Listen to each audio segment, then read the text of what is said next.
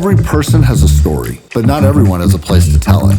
I'm Frank Swoboda. I've interviewed amazing people all over the planet. I want you to meet them. This week, the most interesting person you've never heard of is... My name is Chris Patterson, and I am the most interesting person you've never heard of because I'm a brass tacks, no bullshit person. Chris Patterson, thanks for joining the podcast. Thank you. I know we've been trying to get together here for a while. You're a busy dude. You know, keeps the mind going.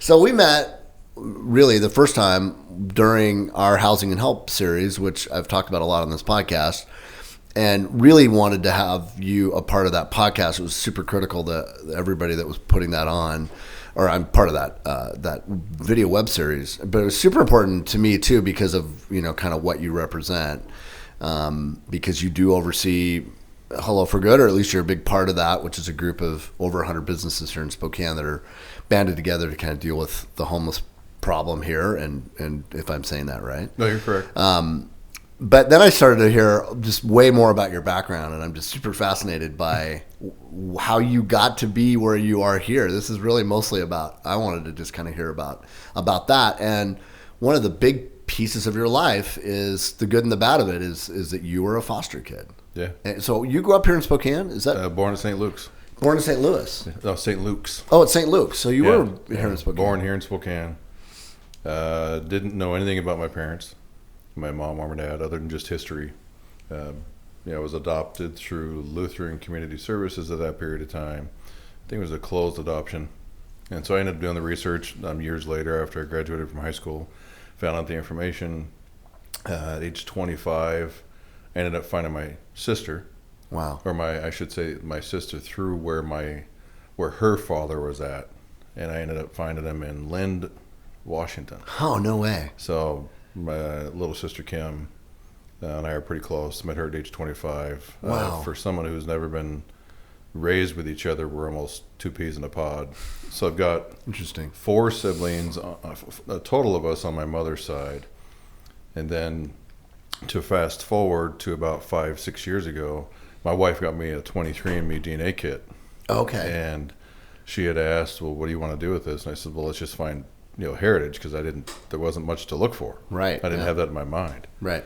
So when she looked at it, and then we sent it in, had a busy week, on a bunch of cases for child abuse and different things I was working on. And all of a sudden I was looking at the back. I got the email Friday night, open it up, and look down, and I'd always been told I was Portuguese and Italian.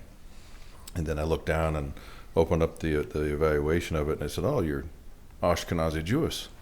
Oh my goodness. So I had a moment where I said, well, that's cool. And there's lots of information on that you just can get overwhelmed with. And I was looking at it and finding different things, and come to see on there's a box in there where you can, for siblings and or family members.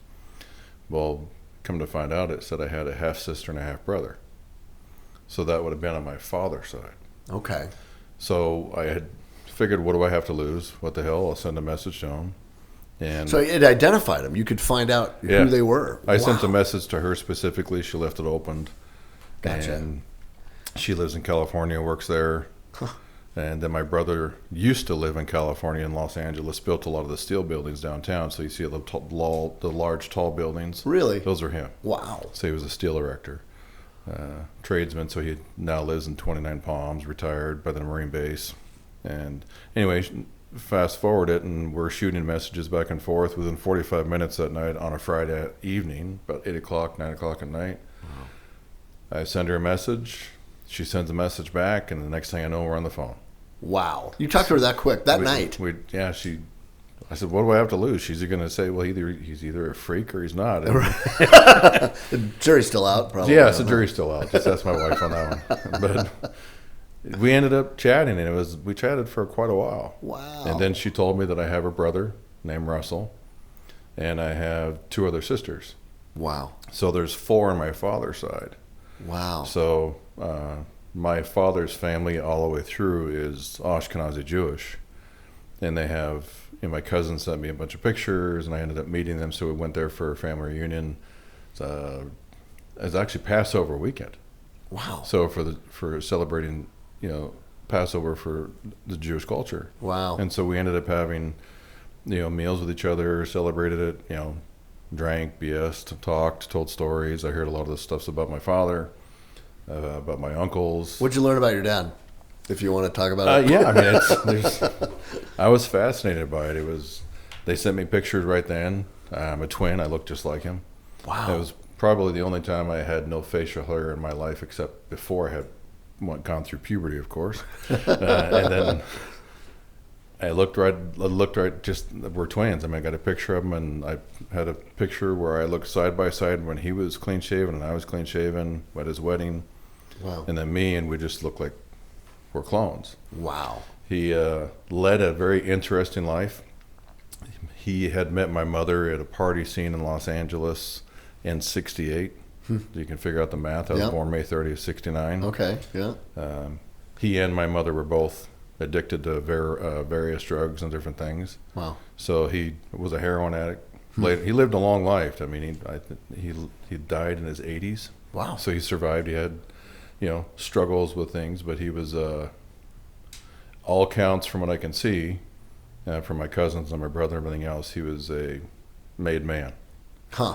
So he was very connected to a lot of different individuals in the Jewish culture.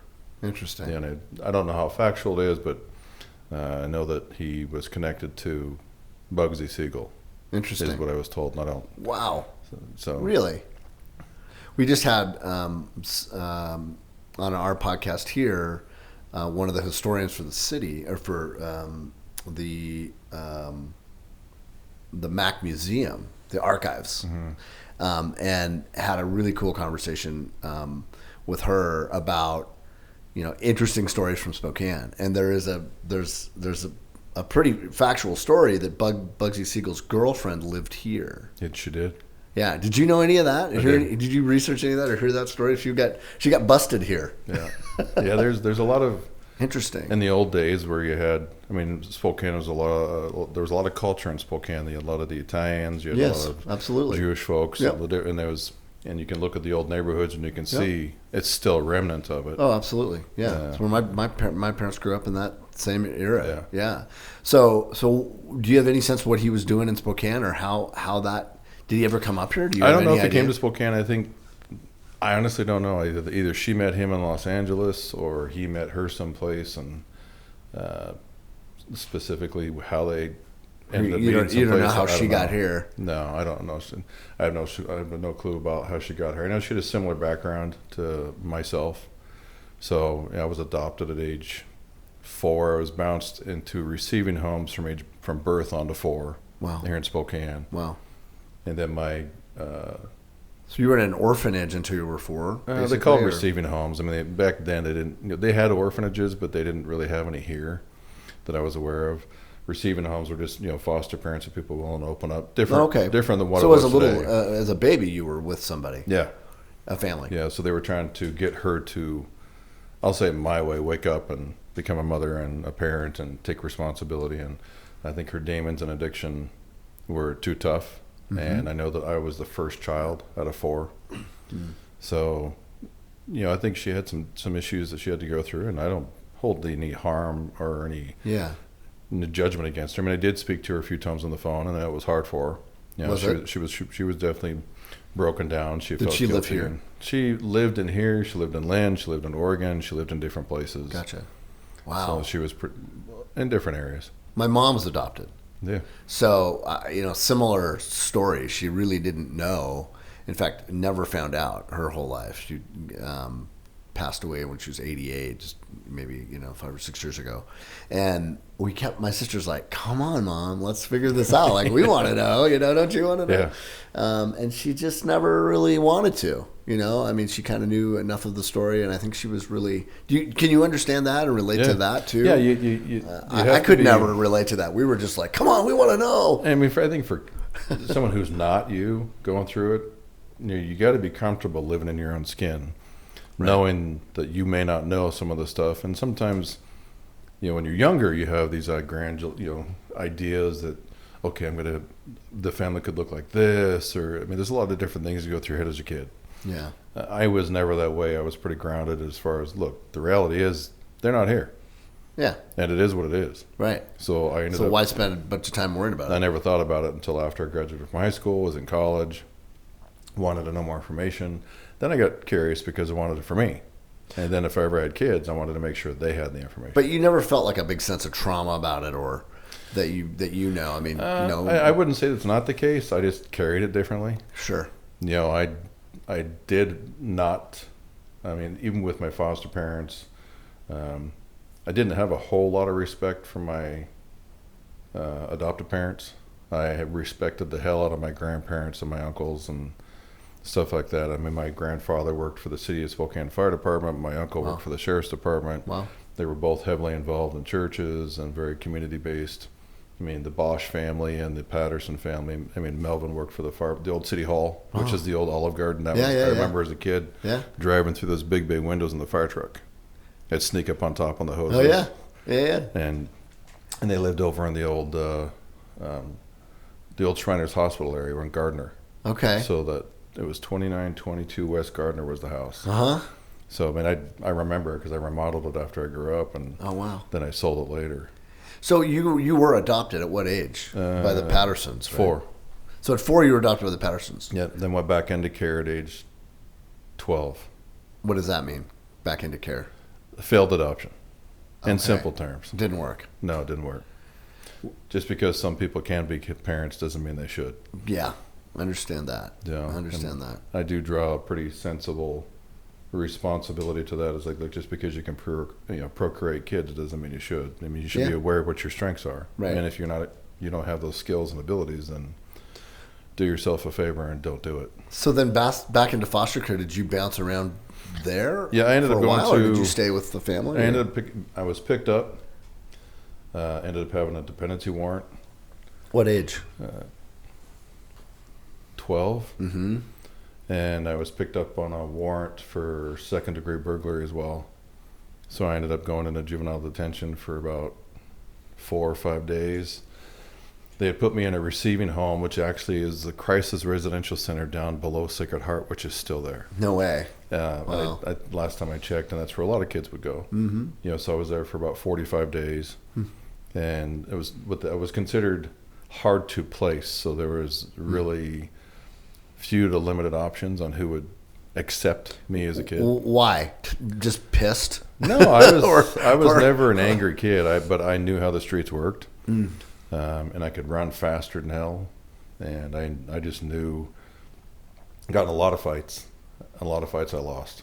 Were you this big then? No. I mean, okay. No. I grew up. You knew you were gonna be. I was a small. I was a taller drink water. I think you can say skinny drink of water. Okay. But you know, I worked really hard and worked on a farm, so I grew up with my strength on later in life. But no, I think, and I remember when I got picked up, went through diversion 3 or 4 times, then finally went to juvenile for 4 or 5 days, got out. My foster parents at the time, who ended up keeping me long term, was Ron and Carol Schultz up in Deer Park or Elk, Washington is where they had started. So I remember talking to Carol on the phone. I called collect from juvenile detention the day before I got out, and I said, hey, I just said, is it cool if I come back? And she said, well, yeah, of course. So I ended up, it was the best thing for me. So I was taken out of the element I was getting in a lot of trouble with and put in the country. And I ended up working, for farmers, and I worked for the Speedy Summer Youth Program. I had a full-time job during the summer, bucking bales, pounding fence, moving cattle, doing the things teenage kids should have done. Mm-hmm. Even though she probably would have gotten in trouble if the state would have found out that we were, on jet skis, snowmobiles, dirt bikes, doing kid stuff and having fun, driving tractors like everybody. Yeah. Well, I mean, that's good. Life survival skills for sure. Yeah, and of course, if it had been 40 years before you were 6-year-old, you'd be doing that. I mean, everybody did that. If I had a chance, I would have. Yeah. Wow. So then you basically lived with them till you graduated from high school. I did. So, where'd you graduate from high school? Riverside High School. Riverside. Okay. Yeah. And I'll never forget when my social worker dropped me off. I won't say his name. I could tell you everything about him. But I remember when he dropped me off at the Schultz's the very first time. I know Carol asked, what's the plan for Christopher? That's what she called me right out of the gate. Christopher. And I knew when she said Christopher, it's like, okay, now she's being sincere. She didn't call me Chris. Yeah. I mean, I could pick up on that quick. Mm-hmm. And when he told her that the long-term plan was that Chris probably wouldn't live to see 18, so there probably won't be a long-term plan. Wow. Wow. And I've never forgotten that. And it's so. What was funny about it? What that dude? When you heard that, what happened? You have a choice at that moment. I would guess. At that moment, he was either going to walk out of the house alive or not. That's what I thought. Hmm. I mean, I was pretty angry at that time. Yeah. I was like, well, look. But maybe he was right. And the other part of me that thought about it too, I didn't think about it then, but as I got older, it challenged me, or I still wouldn't be talking about it today. He might have had a point. He might have had a point. Yeah. And I talked to Carol after he'd left, and I said, hey, what about that comment? She's, Christopher, no social worker has ever told me that in my entire life. And I said, well, I guess we better figure it out. And she was pretty blunt and direct. She was a big woman. She had hands bigger than I do, which is pretty rare. Wow. But she was a registered nurse at Lakeland Village. She worked in the psych unit, so she was very knowledgeable, a very passionate woman. Ron was a phenomenal man, pilot. Knew his stuff. Also knew how to do things that was uncharacteristic. So for them to take in and open their home up to total strange kids. Yeah. And they did it for 40 years. Wow. Until they both passed away. Wow. So the impact they had. Yeah, the impact to me. Well, sure. Is unbelievable. And I think that the impact of how many kids over the years they've had, there is no amount of appreciation that they can ever be awarded to show what they've done for so many kids. Yeah. So I've never forgotten that. And I just think that when you get that opportunity to have that second chance, sometimes, and you don't know what's in front of you, mm-hmm. and I was never a kid who was, intentionally trying to do stupid things. I mean, I had a moral compass, I had a work ethic. I was mowing lawns and doing things at the age of 11. I had 3 Spokesman Review paper routes. I think it was the Chronicle back then. Yeah, the Chronicle. That's right. Morning. Day and night. You deliver the papers early in the morning. You go deliver out the there afternoon around. And I hated my the brother holidays. did that. Yeah, absolutely. Those are the heaviest papers. Yep. I used to go with my brother and my dad. Yeah. Yeah. So I did those, but I think that I have zero regret. I mean, I absolutely have nothing that I hate about from the past. Everything that happened. No. It's who I am. Yeah, right. And I used it to basically change me. Yeah. And I like I said, you got to be comfortable living in your own skin. Yeah. There's a great parable of this. I think I may have talked about it on here before, but there's this great guru, and people came from thousands of miles to see him, and he finally decided, I'm not gonna do this anymore. I'm gonna retire. So I'm gonna speak one more time. And people were like, "Oh man!" And he goes, "When I speak to you, I'm going to tell you the secret to life." And so, like, oh my gosh! So people come from thousands of miles, and he finally gets there, and he stands up to speak, and he says, "Well, I promised you I'd tell you the secret to life, and here it is. I don't mind what happens." And then he left, dropped the mic, and walked away. And a little bit of what you're saying, it's like the stuff that you think is horrible at the time, even that, as you look back, there's sort of reasons for it, right? Yeah. There are the ripples it affects or whatever. And that was sort of his point, like, cherish everything, even if it's at the time doesn't seem great. But I don't mind what happens, because you're going to learn from it, or something good's going to come from it. And you seem like you've had that kind of attitude. It seems like. Yeah, you have to. There's nothing I've regretted. I mean, I've been fortunate enough to. And I remember early on in my life, there was when I did some interview, when I went through Leadership Spokane and other programs, just to kind of learn and develop and stretch who I am, and then to figure out where you fit in, because people do at some point in time wonder, okay, where do I fit in? Yeah. Do I care what other people think?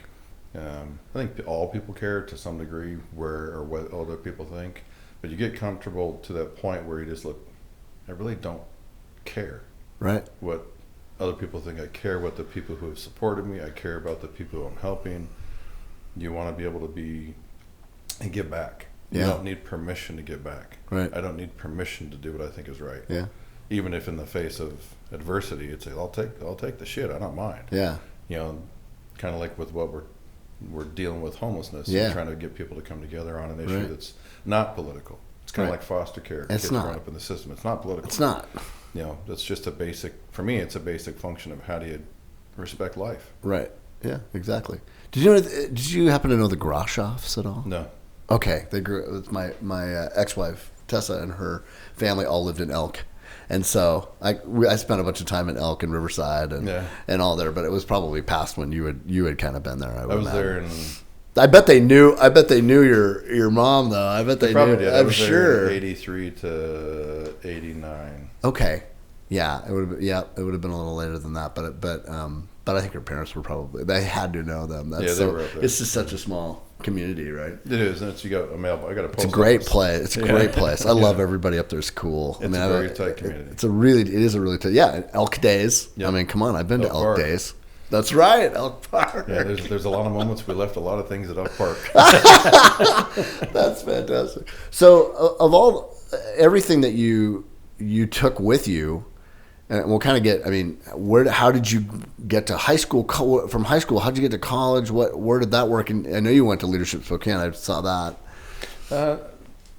High school, to me, I mean, it was probably the one thing that kept me from going to prison, and that's the direction I was going. He's going to be dead or in prison. Yeah. I firmly believe that. Yep. Is that it was a small community.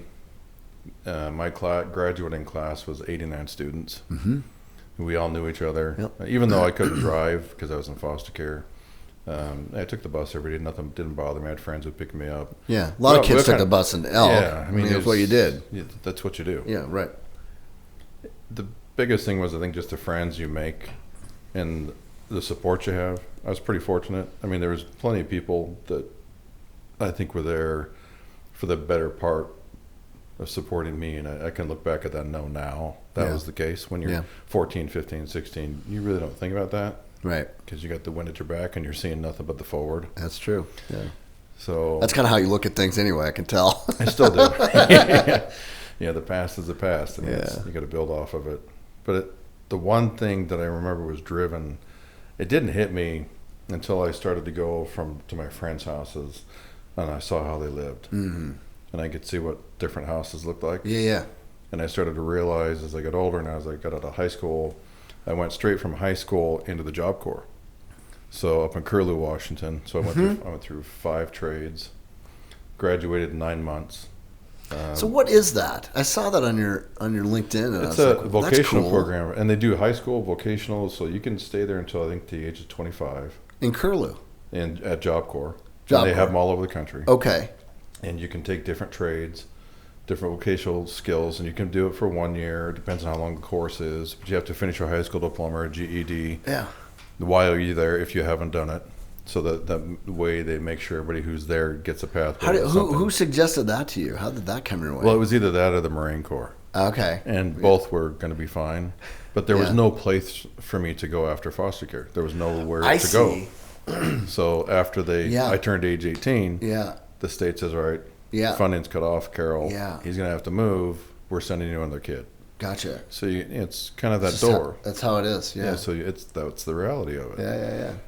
And so I said, I guess I'm going to Job Job Corps. I'm not going to the Marines. It's we just got a chance to do a really cool video series for Gonzaga Prep on their Hall of Fame. We feature some videos featuring people that have been inducted to their Hall of Fame. And one of the people that had been inducted recently was Carl Maxey this last year, who I had known was a boxer, and my dad had known him because they were at Gonzaga about the same time university. And, just sort of the legend of this guy. And I knew he was a civil rights attorney and stuff a little bit. But I didn't really know much of his background. And there was a phenomenal, as I researched it and looked back, same situation. He was a foster kid. And was adopted basically, kind of saved by the Jesuits, who then took him to one of the native schools. Mm-hmm. And he ends up coming to Spokane, and because no one had adopted him, he lived in the jail. He lived in juvenile jail. Mm-hmm. That was where he lived until he was of age and 18 to be able to go to school. That gap time where it's like, well, no one's here to care for you now. it just blows me away that a guy like that turned into what he did and the things that he did. And he said, looking back, that drove him a lot. That and that just I think to him injustice was a powerful fuel, for what he did. And I think you faced that sort of interesting decision, right? Yeah, I mean it's what you do during that time of adversity that pushes you to the point where it just infuriates you, that scares the hell out of you, it pisses you off, and then you use all of it. You just wrap it up and you just move forward. It becomes an automatic. But it makes you who you are, kind of, right? You have some choices to make. Yeah, you got to make choices, and there's either the fight or flight syndrome. Well, I obviously don't flight, and so I just go right into it. Yeah, and either I'm going to can't go around it. Going to get my head cracked in, or I'm not. And that's what I did. And a lot of the times I didn't come out winning. Right. So I think that you get pushed to the point where you look at what's going to make me move. What am I willing to accept? Because second sucks. Yeah. And in that point in time. Yeah. I'm not going to sit back and let somebody else tell me how to live my life when I've just went through what I've went through. Sure. So I want to be able to do what's right to help to change the mold. To be, you don't think about those things at that age. But when you hit to a certain point, you think about, okay, what am I going to be as a father? Or what am I going to do? Yeah. I mean, all these things go through your head. Yeah. And at age 25, I was going to school after I graduated from the Job Corps. That I went into the community college, got a couple degrees there, finished them, and then I went to Eastern. I got a couple degrees there. What were the degrees in? My first criminal justice. Fire science. I ended up fighting fires while on Job Corps. Yeah, I saw that. So when Yellowstone started burning in '88, yes, that was my first flight. So we ended up taking out and going out fighting fires and Yellowstone. Whoa! When it was on fire. What was that like? It's hot and hard work. Yeah, hot and hard work. Scary? No, I mean you were not at a point where you thought my life is in danger. You've got people that are with you to guide you. Sure. So you've got hot pretty well landing organized zones, and you got different things. You got people who are. I mean, it's not. We weren't really jumping on the front line, but we were digging fire lines. There were some areas we're going to cleanups and different stuff, but you still got to go in and it's hot. It's really hot. Yeah. That's all I can say. And it's not for the faint of heart. And you're working and sweating, you're working all day long, and you dig a foxhole, you stick all your blanket in there, and I'd sleep in the hole where it's warm. Wow.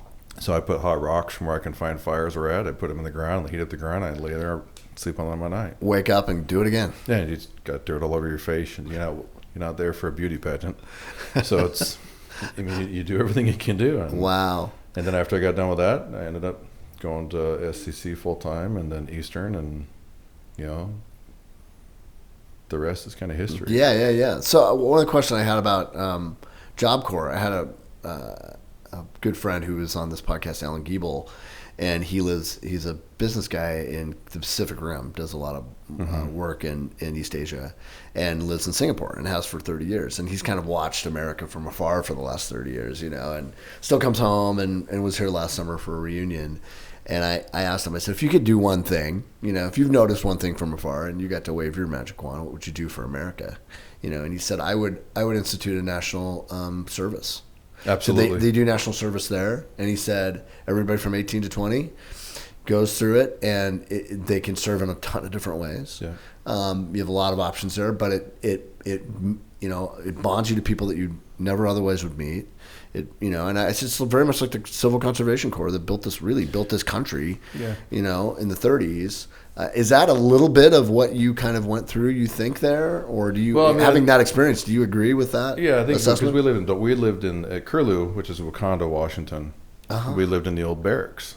So the barracks were obviously Civil Conservation Barracks, probably. Yeah, so they're there for the military. Military, so it was co-ed, so we had girls' dorms and guys' dorms. But the dorms were recorded. You had competitions to who had the cleanest dorms, tightest sheets on the corners, and everything else. But I think I agree with them. After serving in different roles, where it's things for bigger than you as an individual. I think I would go even farther, and I would do what Israel does. And I think that when you got a country you think about what they've been through. Mm-hmm. I mean, only 70 plus years old. Yeah. And they've instituted a mandatory requirement for anybody, I believe it's from 16 on the age of up. Yeah. You have to do public service. Right. So you either go in the military or different things. And I firmly believe if I could wave a magic wand, I would support exactly what he said, except I'd do it a couple years back farther. So, or 16, maybe. I do 16. Yeah. And I would make that a requirement for everybody, because then they'd understand, look, it's bigger than you. Right. You appreciate what you have and in a way that you wouldn't. Yeah. It's like cutting off your nose to spite your face. Look, don't make an action that you're going to regret later on, because it could have been something really good. Right. Well, and I've always thought if you did that, and as we kind of spin into homelessness here and the challenge that we both kind of been working on, you way more than I have, but that could be one of those areas. I mean, we need mental health help. We need addiction help. There's a lot of things in the social side that we need help with, and that you need an army to help tackle that, and maybe some of these people can grow up into that world and make a difference, because I don't know how else we're going to get it.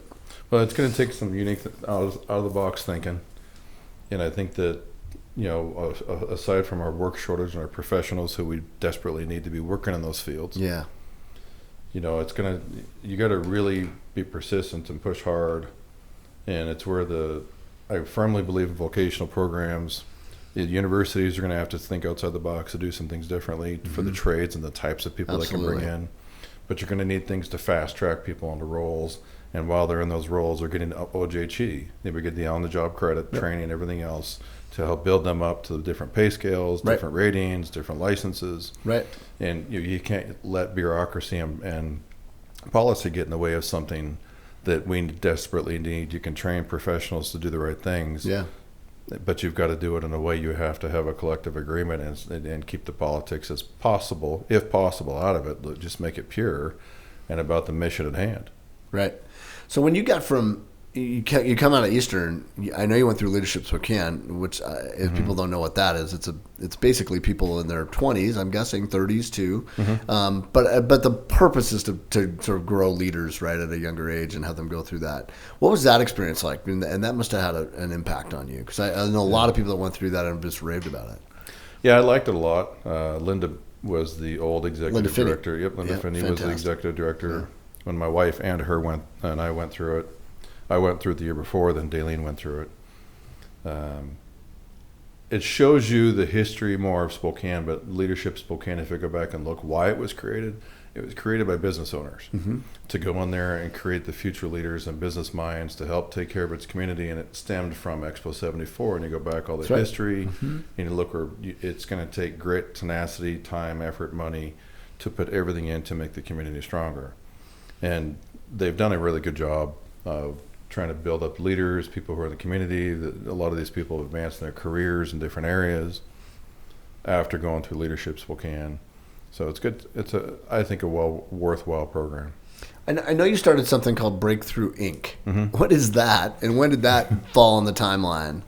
You've done a lot of stuff, Chris. I always worked in the field of health and human services, whether it's criminally insane, mentally ill, developmentally delayed, private group homes for kids and adults. I just got to the point where I decided, okay, I need to open my own. I had a business partner in one venture prior to. We just grew part ways, and I had a different work ethic and had different desires and goals, and opened up my own company January 1st of 2006 called Breakthrough Incorporated. My wife actually named the name. It's a great name. Because I come home and talk about different things. But I decided I wanted to do something different for kids. These aren't your typical kids in foster care. These are really challenged individuals who've been through scrapes, fights. They've been physically abused, sexually abused. There's drug issues. There's a lot of PTSD, reactive attachment, a lot of things that they have to deal with. Trauma. A lot of trauma. And we really focused on trauma-focused CBT. That's what we use for therapy. Do a lot of stuff for cognitive behavioral therapy, and they go to counseling outside. We don't do it inside in the house, because I want it to be their own territory. They can talk about their own issues and without being in front of their kids. I don't think group therapy is the best thing for some individuals. It might work for others, but not these kids. Not for everybody. Not those guys. Yeah. So I decided to create a company, and we did. And we're in Tri-Cities and in Spokane. Got I'm proud, but for that particular company, we're about 115 employees. Wow. Throughout the area. Wow. And we work with, and it's a staff residential. It's not a group home. There's people mistake it's a group home. It's not. These kids live in a regular middle-income house. There's no signs. They go to school every day, just a public school just like anybody else. I treat them just like I would treat my own kids. Gotcha. And so the staff are all very passionate individuals who like to support the kids. Huh. And they believe in trying to get them on a pathway to self-sufficiency and success. We'd like to get them through high school to get a diploma. That's not always the case, because sometimes, you want to get them on the next level and get them back to their families if possible.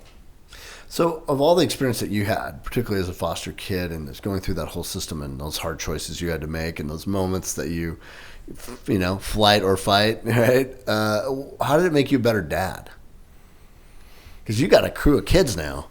Yeah, my wife, I had kids prior to me meeting her. And I think the biggest thing for me is, you don't know what you're going to do until you have a kid. You can kind of think. I mean, I watched my little brother, Andy, have kids. So he had 5 and he ended up losing one, Andrew Jr. at age 2. And that was a rough patch. Absolutely. I remember going through that with him. And because I was there in the delivery room, I actually videotaped it, which I felt very honored. I asked my sister-in-law, "So you really sure about this?" I did that for my sister, and I said the same thing. Are you sure? Yeah. And it's amazing. Yeah, it's the most amazing experience. It's one of the things you never forget. No, never. But then it was yours. Yeah. Then it's a whole different experience. Right. Oh, yeah. And I think that I was open-minded. I remember telling Daleen that, "Hey, look, we don't have to have kids if you don't want, because I work with some of the toughest kids, so it's great birth control." Right. And that's what I told her. I remember that. And then one day she came to me, and I remember it was at Prospectors out on the north side. Yeah. She worked for the sheriff's department, so she was there at that point in time as a CO, worked for Ozzy. Okay. Yeah. And she was there for 10 years. Oh, wow. So I remember she came to me at dinner one night, and she just started getting emotional, started crying. I was like, "Oh shit, what did I do?" What I do now, I've seen this. And the waitress walks up, and she's starting to cry. And, oh, jeez. And at that point in time, we were just engaged. We were engaged quite a long time. And so she said, "We're going to have a baby." I'm like, and that's when it caught my attention. And she said, "Congratulations. No, we're not actually going to have a baby right now, but we want to have a child." And I'm like, she wants to do it. She made the decision. She came out of the blue, and she says, "You treat my kids like your own." And I've never seen that. You just treat them like they're your kids. And I said, "Well, that's what you're supposed to do." Right. That's what I've tried to do. That's how I was raised. Yeah, I have 2 stepkids. And so I don't know any different. Yeah, exactly. What else are you going to do? Yeah, that's what I saw at the Schultes and other places. That's just, to me, that's normal. Yeah, right. So we ended up having kids, and I'm proud of all the kids. I've got girls and boys, and my youngest is going to be 16 in August. She keeps me moving. She's very patient. If anything, she reminds me. She's a mixture of her mother and me to a T, almost 50%. But she's all heart. I mean, she's someone who. She had a hard time when I told her my story. I think I was 7, maybe 8, when she was old enough to understand. Yeah, that's an interesting thing, huh? She wanted to know more about it, so I told her, and she started crying. Yeah. And she says, "So you don't have a mommy?" And I said, "Well, I do, honey, but she just was never in my life." So I explained that to her, but she's someone who I think is observing more than I anticipate at times. So I do catch her watching when I least expect it. Yeah. Oh, yeah. And so, she let us know probably this last year she wants to become a psychiatrist. Wow. So I said, "You sure?" So I started inviting her to meet other folks and psychologists and psychiatrists to get an understanding for it. And what it is, yeah. So she understands it. So she well, we sure as heck need her. She likes mental health, which is fascinating. It's not exactly something I predicted. Right. If she would ask me what field to go into, I would say not this one. Well, you don't get to choose that. But I don't get to choose it. Yeah. I'm glad if she's leading in with her heart, then she'll have her head follow behind. Yeah. You got to do what you love. I'm happy with the kids. I mean, we have 2 grandkids now. Oh, congratulations. On my wife's side, so that's awesome. Yeah, we have a boy and a girl, and that changes you a little bit. It does. I mean, I used to say, "Well, get a dog; it's cheaper." They all did that, and cats, and everything else, and here we are. So yeah, it does change you. You start to look at things. I'm not there yet. Other than you, I'm not there yet, but I kind of can see it coming. It hits when it does. It's It's a good feeling. It's like, Yeah, that's good. That's good. And it comes full swing when the child's a year old. Like Theo, our grandson for Kylie, he's a year old now, and when I talk to Kylie about different things, she works at the Chaz Clinic, so she's been there for 9 years. Cool. And so does her fiance. So I just kind of laughed, and I just listened to him talk. And I was in the shop this weekend with him when they were over at the house, and I listened to him talk about different things. She goes, "Well, what do you think?" And I said, "Well, I'm just listening because you sound an awful lot like me." See how this goes. Yeah. I said, "So you guys are growing up. You're going to have to figure it out." Oh, that's cool. So being a parent and an adult is not what you think. Yeah. Wow. What a cool, you had an interesting view about all of it, just from everything you've gone through, and I would have guessed it's got to made you a good dad. I mean, just, right? You've seen the good and the bad, and well, I'm sure, but I can see it. I'm sure of it. So HUD comes along. Yeah. How did that happen?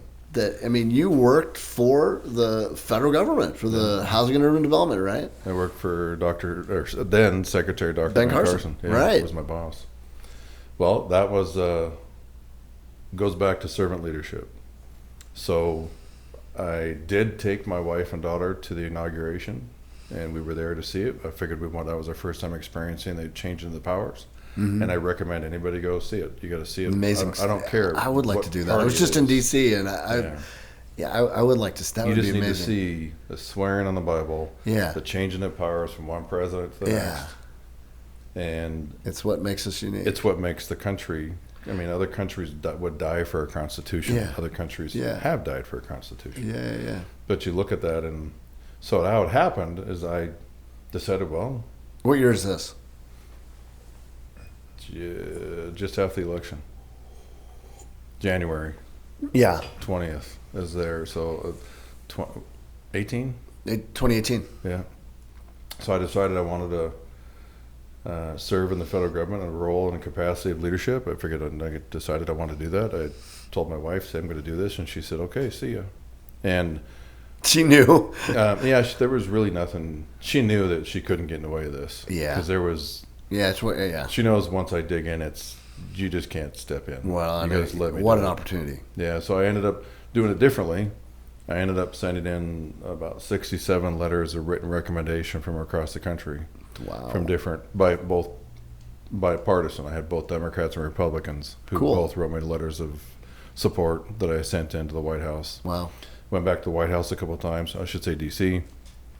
Went to the Eisenhower building a few times. Met with different key people, and started to realize, and I got an opportunity to where they had asked on different occasions. The timing wasn't right on some, and then I went back to follow up, and they said, well, we have an opening that we want to choose you for, and it's a very thorough vetting process. To become a federal appointee, you've got to tell them everything. You can't hide about nothing. Right. Whether it's your juvenile record, your financial statements, your financial, your anything. Everything. Everything has to be open. Because then you're dealing with the U.S. attorney and different things like that. So it was an experience that I'd never forgot from the beginning the thoroughness of it. I've still got a book that's about that thick that I keep locked up. Wow. Then I know exactly to remind me what I went through. Yeah. Then when you go in, you swear in. And you... So did you know you wanted to work in HUD specifically, or did you just want to work for the administration? I just wanted to work for. I wanted to feel something that I give back to my country, and I wanted to feel that. So, and I believed in what I was seeing. I believed that bureaucracy is entrenched. I believe that we forget why the mission is of the federal agencies. That's there for the people. Yep. I believe in the fact that sometimes people think it's one-sided or the other, and I didn't want to get caught up on that. Yeah. So I went in with the mindset, I'm just going to do this because it's the right thing. Yeah. And I still believe that. Because it seems like HUD is a perfect fit. I didn't know that at the time. I would think it was like, I thought that's what you pursued, just because housing and urban development. There was HHS and labor. Okay. Because of my background. Okay, sure. You would have qualified for those as well. It would have been a good feat either way. But then when I had the opportunity and got in there, started meeting with all the HUD staff for the region, fantastic professionals. Loved a lot of their passion and heart, especially the supports they gave me. When you have over 540 employees in your region, it's a big region. That's a lot of people to oversee. California, Hawaii, Guam, Nevada, Pacific Islands. Wow. And I went to, you had to visit them all. So that means it's also Samoa. So That's cool. You've got to go to everyone else. So you get to visit all these places. And Guam is a beautiful place. I mean, yeah. I went to Tinian and Saipan, where they launched Little Brother. Wow. So you got to see the 𝙃𝙬 from when they launched the nuke. Oh, wow. And I just think the bottom line is the federal agencies exist because of people. Yeah. They don't exist for the government. They exist for the people. Right. And I loved it. I mean, I would do it again in a heartbeat. Yeah. I mean, to me, it was the best experience ever. Yeah. It was hard because it wasn't just me serving; it was my family serving too. Because it was gone. Yep. So we rented a place in Emeryville, California, which is Oakland, California. Mm-hmm. And I would take the public transportation to and from downtown San Francisco. The BART, do a lot of walking. I didn't drive maybe 4 times. And I did public transportation, flying, buses, BARTs, trains, the whole time. And I think that I found out things about me, and how just by doing that, dedicated, because you're by yourself. I mean, you're on your own. I'm in the apartment by myself. It's not like you're coming home every day to see your wife and kids. Right now. Yeah. I'd call them all the time, every night. Yeah. A couple times a day when possible. But you've got to be willing to sacrifice. You've got to be willing to do something for other than you. Right.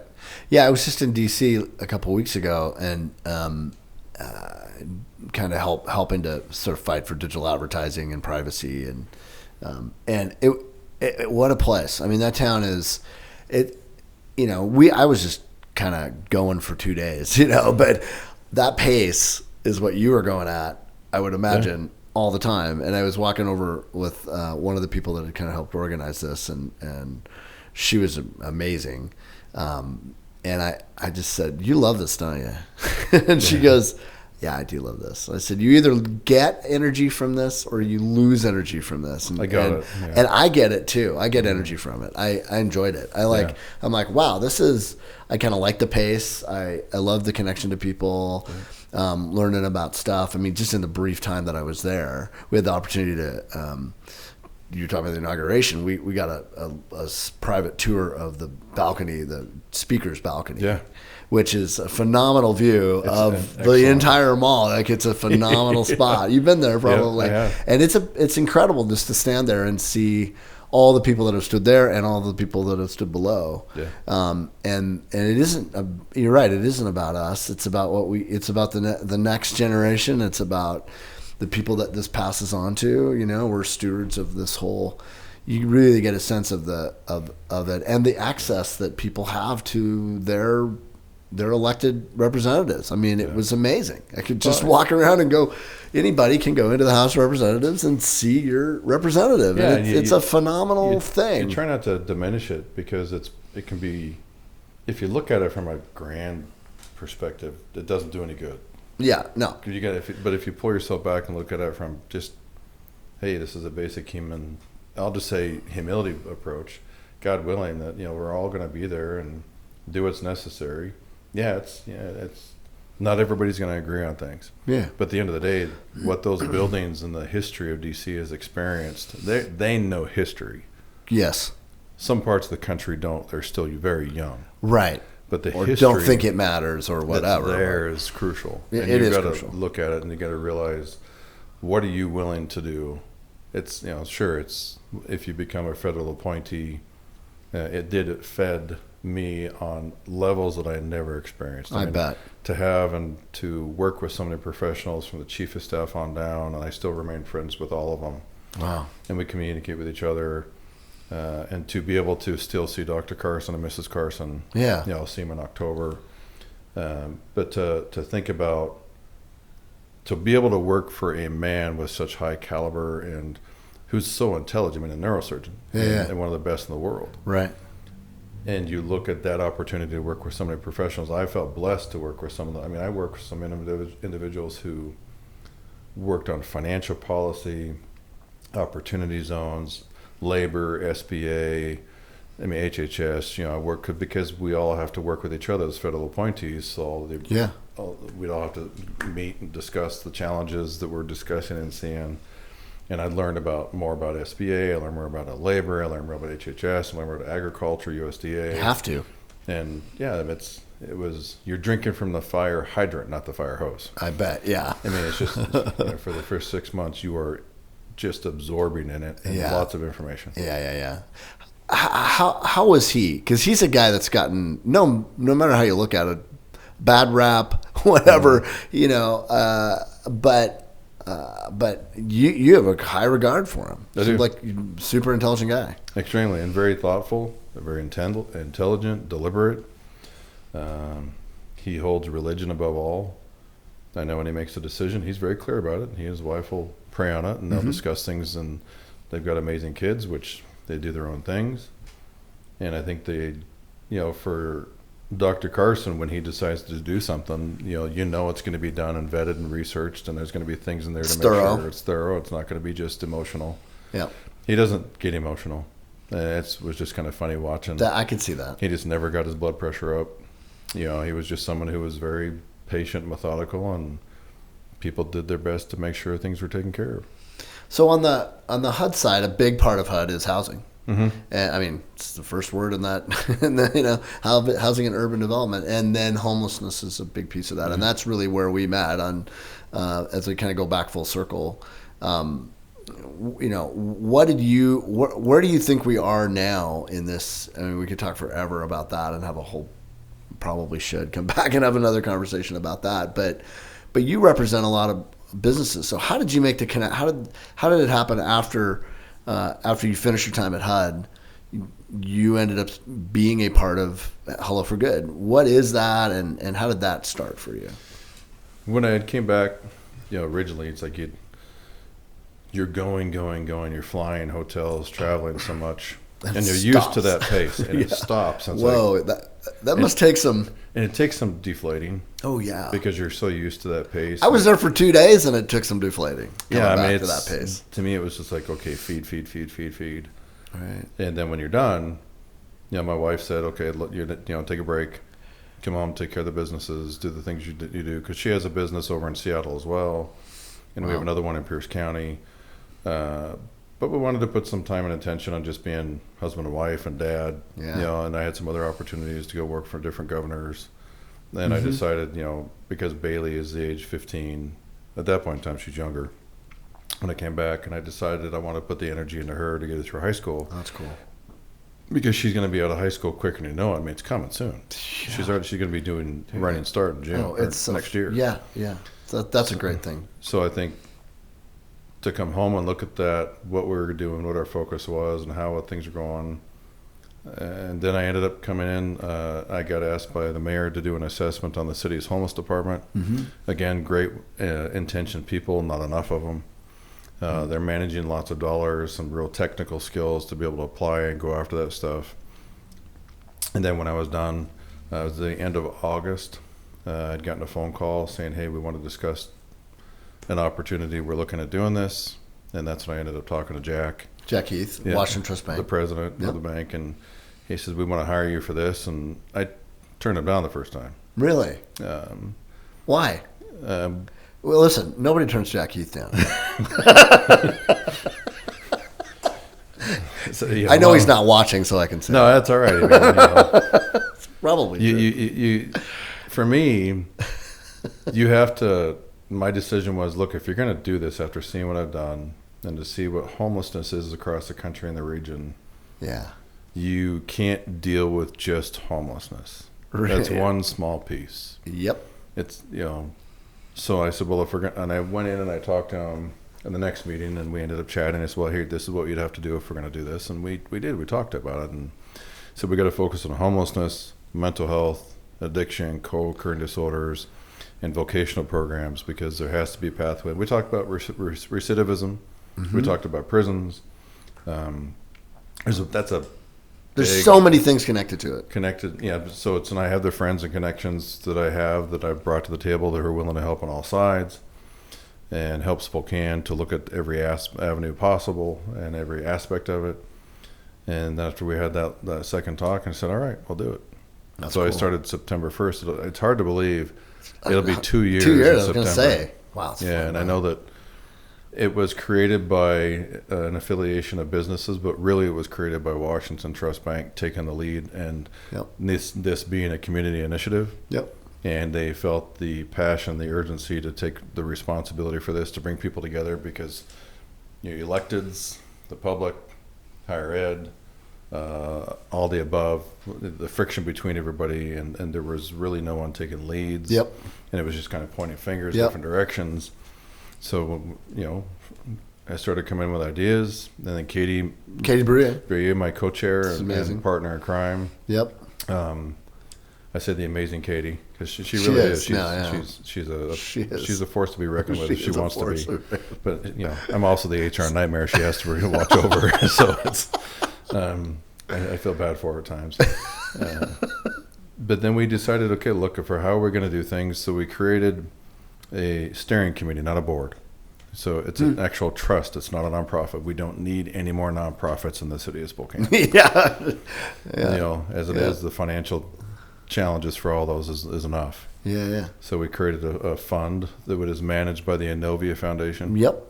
And we just kind of said, okay, here's what we're going to do. Then we started getting some key business owners who immediately donated to the aspect of what we're trying to push. That's great. And the focus was, the biggest piece is education. How do you feed the public, and how do you teach people for what you don't know? Right. And how do you make them understand, to try to understand that there's different aspects of homelessness. There's different types of homelessness. And we're not talking just mental health and addiction and co-occurring disorders, but there's the kind of where the paycheck away from being bankrupt, or the medical bankruptcies. We're not talking the true nature of homelessness, where you got somebody who just has a mindset they don't want to follow rules. They're going to go live out on the streets and do what they want. Right. That's one aspect of it. And I think the best aspect I heard was from when I was working with 𝙤𝙤𝙪 of the Lucky Duck Foundation, based out of San Diego. Is there's three types. There's the have-nots, can-nots, and will-nots. So if there's 2/3 of a population you can work with and try to help them get to the services they need, and or they don't know how to get the services, so there's ways to help those people, kind of fast track. Focus on everybody but the will-nots. And the will-nots, look, that's going to take law enforcement. And law enforcement is key in homelessness, no matter what you look at, because they help create policy.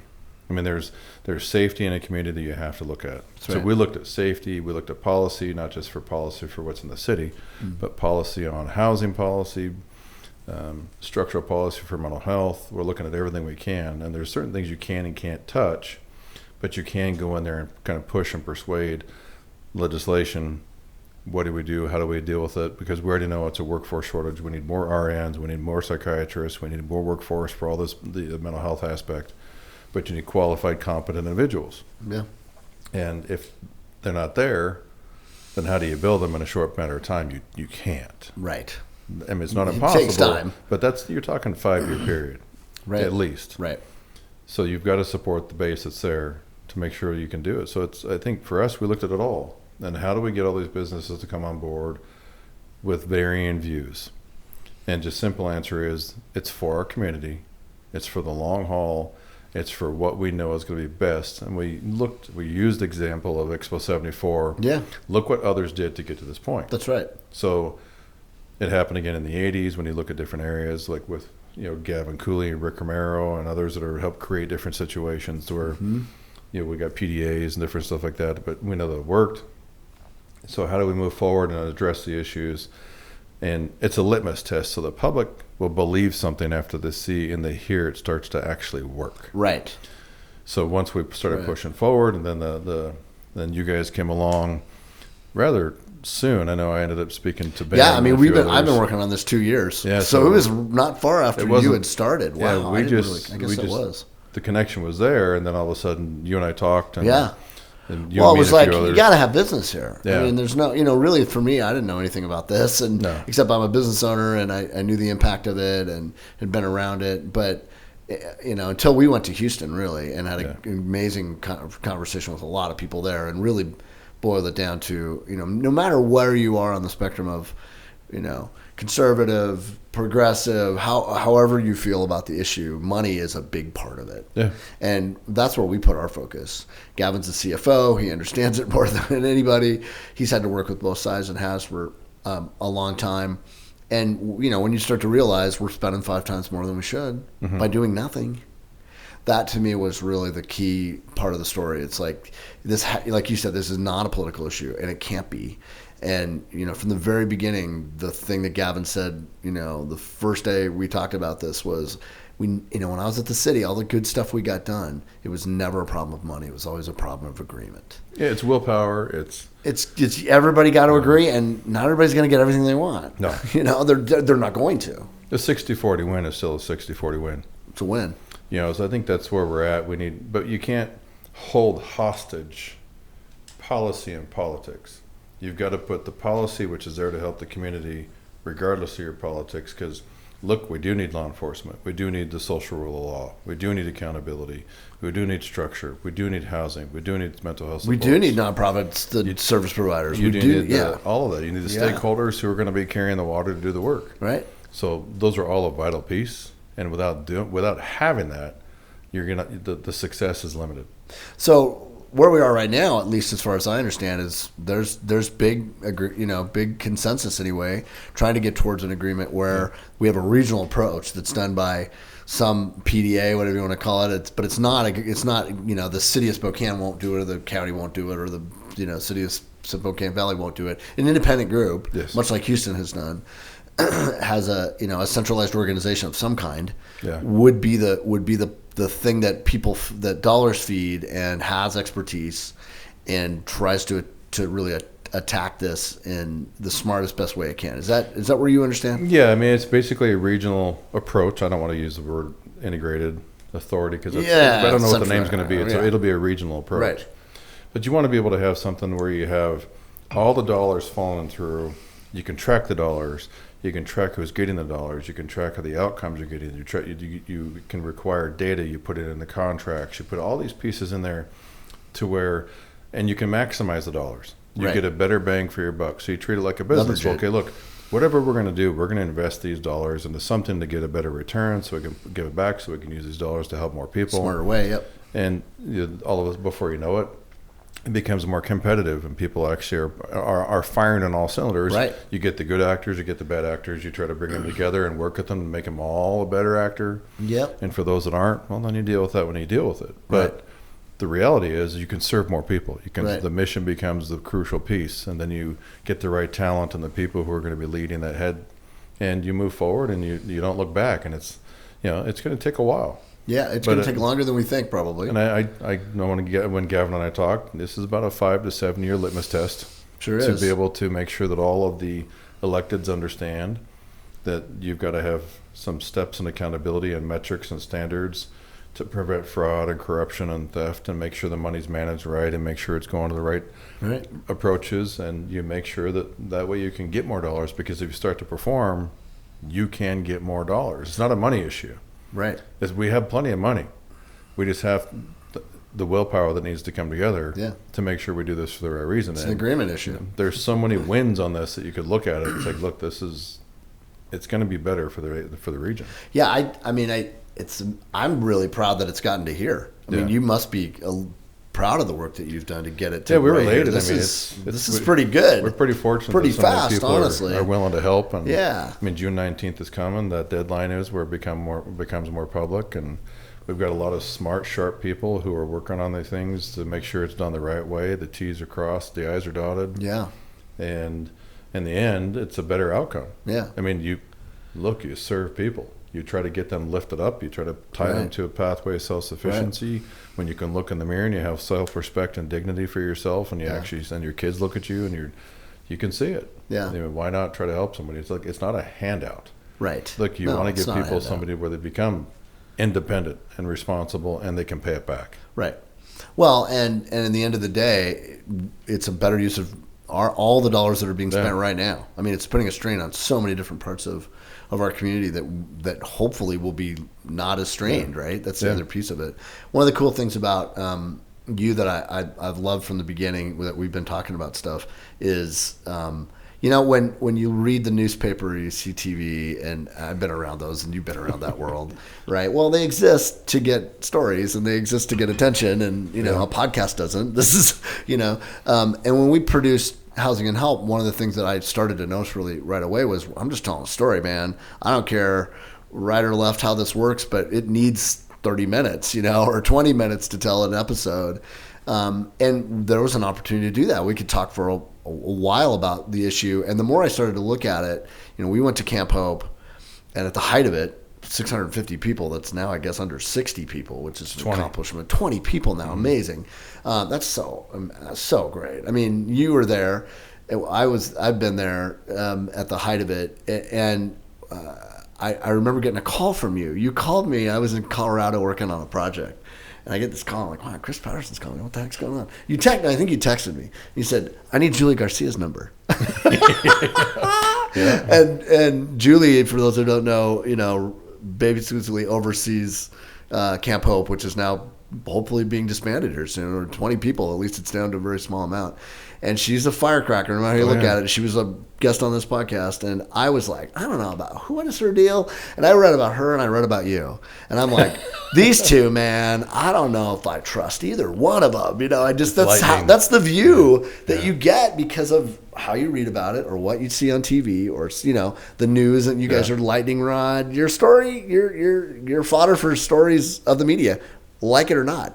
So I had a real interesting perspective. I always like to say I think I have a pretty good feeling of what America thinks, know. And I had a sense of I don't know about her and I don't know about you, and then when we met and I met with both of you, I'm just like, these are amazing people doing incredible stuff, and then the more I started because I had to research a lot. I mean, there was a lot of work to try to tell this story over 2 years. What struck me the most was how much you guys agreed on sort of the way to make this work. I think, maybe I'm being generous, but let's say 75% of the stuff that probably should happen, Julie and you would both agree with. I mean, I don't think that's crazy to say. Maybe it's 60, but whatever. It's at least 70%. The majority of the amount of stuff that on how to solve this homeless problem, I think you both would agree on. Maybe there's 25% that you don't agree on. Well, the media is only going to show the 25%. Yeah. And we got a chance to show the 80, 75%. And then did a podcast with the full interview so people could watch all of it. Your whole interview, her whole interview. You can't find, you both are, the intent of how much you care and how real it is not, you can't deny that from either one of you. So that was really interesting to me to go, that's not what I thought, and this is not what I'm seeing. So it was a super eye-opener for me. But I get this text from you, and I'm like, why does he want to see Julie Garcia? I'm sure. So I texted you the number or whatever. I'm like, I go, why? What's going on? And you just said, I'm trying to get some water to her. I want to take some water. It was like 100 degrees, 105 or something. It was really hot last summer. And you're like, I just want to take some, a bunch of bottled water down. We've got some volunteers. Some of the businesses want to help and take some water. I'm like, Chris Patterson, really? I didn't think that. I go, well, that's cool. Okay. And so I couldn't get a hold of her. I sent you the number and you had texted her or something. You said, I can't get a hold of her. So I called her and I'm like, hey. She's like, yeah, what's going on? And I'm like, hey, Chris wants to bring you some water. She's like, really? Okay, awesome. No problem. This is great. And so she texted you back. I don't know what happened after that. Yeah, but I said, hey, no matter what you do, take a picture, will you two? And you're like, no, I don't want any, I don't want this to go anywhere. I don't want anybody to know about I'm not looking for headlines or anything. I said, I know I'm not looking for headlines, but you texted me the coolest picture. Like 2 hours later, I get this picture. And you guys were both standing a bunch of water, your arms around each other, just smiling. And it was like, that's the two people I know. I mean, that's what nobody gets to see. Nobody gets to see that picture. They don't. And it's you're both doing your part. Media sells bullshit. Much. Sorry, it's 100%. If you want to get to the crux of things, you got to sometimes go to the sources and. Yep. 15-second minutes of fame really doesn't tell a story. No. You can't, right? It's kind of like, the first thing you see at Chris is former Trump appointee. That's the headline. Boom. Yeah, and what's that do? I mean, God, that could shut so many doors, I would imagine. That's right, and I think I'm pretty proud of the fact that my reputation speaks for itself. Yeah. And I know people who know me know that I'm a no BS person. I just want to get things done. You spend 10 minutes with you know that. And I'm not here for the sunlight or the glamour or anything else. I just want to, look, this is a no-brainer. You either do something or you watch it get worse. Right. It is a no-brainer. And if we don't do something, it is getting worse. It's already worse. Yeah. It's already worse right now, So anyway, I had to tell that story because I thought it was so cool that you guys were both just like. And we've met we've had several meetings with each other, and we lay it out on brass tacks. Oh, Trust yeah. me, it's just, I'm sure you disagree a lot. Well, there's things that we talk about, and I told her very clearly that you don't put things on social media. You don't blast things intentionally because it kills any possible olive branch. That's really true. And so if you want help, then you got to be able to be willing to help, and you got to swallow your pride. And same thing for me. If there's something that she doesn't like, then she wants to tell me, she can say it. That's good. And I have no issue with that. Yeah. I mean, it's a meeting between the people that are to discuss things. It's not a Facebook moment. Right. Exactly. Well, and the other thing I kind of took away from it is I thought after I got done interviewing both you guys, or Gavin did, we got done putting those pieces together, and I poured through like all the interviews and tried to piece the story together, which was not easy. I was like, you know what? If we just put Chris and Julie in the room together for about like 3 days, they'd probably have this whole thing figured out, and just you tell us what to do. And we seriously, we're going to disagree on a few things, but yeah, but you about focus on the stuff. We're going to focus on the meat of it. And that is exactly right. How do we get people plugged to the right direction? And there's got to be bumpers, and there's got to be rules, and there's got to be structure and organization, because this isn't a free for all for just what people think. And that's not what I saw. I saw, people trying to connect people to the right services, because if I'm going to put my name on it or somebody else's name on it, then I'm going to make sure it's done right. That's right. Yeah. And I don't control it. We didn't control that. That was, by others. Then we sat back and watched, and we would give feedback, or they would ask for our feedback, and we'd tell them. But it wasn't for social media moments. It was just simply, we need to get it done. Yeah. Right. I mean, what do you need? It's the next hurdle in front of you. Yeah. What are you hopeful for? The finish line. You think there is one? I do. I think that and when just before I stop, my sense of a finish line is that there will, like that third that that you talked about that maybe won't do something, maybe some of them can. You're never going to solve this. You can manage it. Are we right about that? Yeah, and that has been going on forever.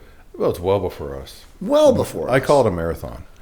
I mean, you can call it a baseball game in 9 innings, but it's not. It's well past that. You're not going to be running sprints. You're running the marathon, and this is going to take years.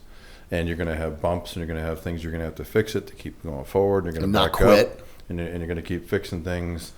And you're basically building an airplane while you're flying. Yeah. And you're going to build it bigger, better, stronger. You want to make sure there's structures and rules and accountability and pieces in there that help people move up and move out, and to where it's benefiting. It's not just simply a Band-Aid. And so I think with the right people at the helm, there will be structures. There's going to be exactly what people want. Look, we want to track the dollars. We want to know how much is going to who, where it's going, Absolutely. when it's going, how it's being used, which programs are using it, which ones are getting success, where's the data, how do we track it. That's where social programs do work. If they're done right, they will work. Absolutely. And if they don't work, then you have sunset rules on them, and they disappear after a certain period of time. Right. So what do you see as the finish line? Getting the regional approach up and going. And I say one finish line. I call them in different steps. Yeah. But then once you start getting the contracts, you get the things in place. Providers are working with each other. That's the big thing they have to have. Providers have to finding the right mix of. Yeah, they have to let their egos go away, and they have to be able to stop protecting their book of business, and because their book of business can really become stronger if they work with each other. That's the message we heard from Houston. Yeah, Tal-Costas, it's like the gaps in your fingers. Yeah, when I put them together, I fill the gaps. Yeah, and it's a scary time. And Tal-Costas talked about that from Search in Houston. She said, we sort of looked at this and we were doing 7 things, and we knew we had to do 1. We had to scale back what that was, and it was a real come to Jesus for them. And they're now thriving in a much better than they would have. They are. And Houston, you've got to have that bowl. And they had individuals down there. The mayor was one of them, and the businesses. Yep.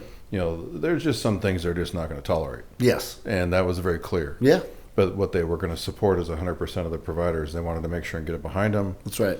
And they did. The businesses were later, like for Spokane and Hello for Good, we're at the forefront. We're not at the back. So we're doing it sooner. Right. And I think that's where the traction and the action of where the success is going to be really pays off. Well, in business there, I mean, the two of the key people that, are sort of overseer for the city, their salaries are paid by business. Yeah. And that's the kind of, smart way of kind of having everybody be involved. Yeah.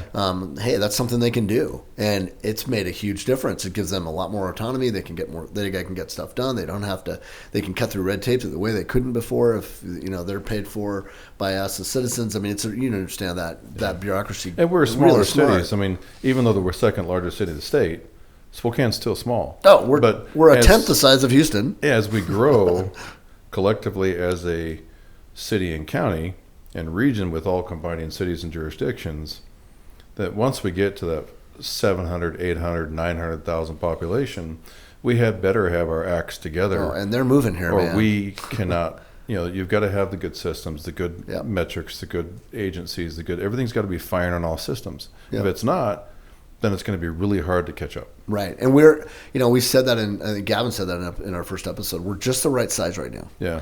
To kind of pull this off. We might just slide under the garage door as it's closing here. I mean, I think we have a chance, unlike a lot of cities that at this point, it's so difficult. The problem is so much bigger than maybe they can even solve at that point. But this is our expo moment, right? This is our generation for that. I mean, our parents were the expo guys, or that generation, at least mine, that were a part of making sure that happened. This is ours. This is it. And that's how I looked at it. Making Housing and Help was like, if people don't understand the story, if people can't understand the complexities of this in a simple way, we got no chance. And I'm super proud that at least what I wasn't sure about was the thing that surprised me about the whole thing was how much people like you and sort of the key people that this community needs, the leaders of this community need to make this happen. How much they've embraced it and have watched it and have kind of learned from it, or it's got them to talk at least. It's been some common ground, if nothing else, that people can kind of point to and go, oh, I've seen that. And we've had some meetings in the boardroom with all personalities, and I think people would be shocked to know who was in the room and how much conversation was actually happening. Really?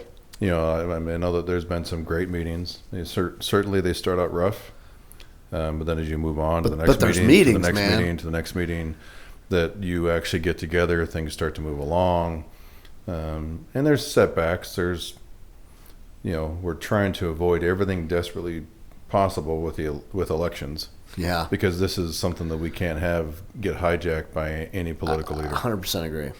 Yeah. To me, it's a no bullshit moment. And, look, I mean, sure, you're going to run for a position. You could be there 4 or 8 years, but after that, you're gone. What did you do to help? Right. This is going to be here long beyond us. Yeah. Yeah. The legacy part of this is pretty important. Yeah. I would. That's really well said. Well, I always hope that at least it could be some sort of a roadmap. That series could be a little bit of a roadmap for people to kind of go, oh, okay, there's something here, and I'm really grateful you were a part of that, and that you got your voice heard in that, and that you supported it. It's been fun. Meant a lot to me. And thanks for being on this. Yeah, I appreciate it. Thanks for the offer. Well, we'll catch up in a few years and see where this whole thing went. It will. And you can have more whiskey now. Of course. Thanks, man. You bet. MIP Podcast was filmed at the studio of Corner Booth Media. Please sure to like, subscribe, and follow us on social media. You can also listen to us on Spotify, Apple Music, and anywhere podcasts can be found. We'd love it if you'd rate, review, and subscribe to help our podcast grow. Be good to yourself and stay interesting.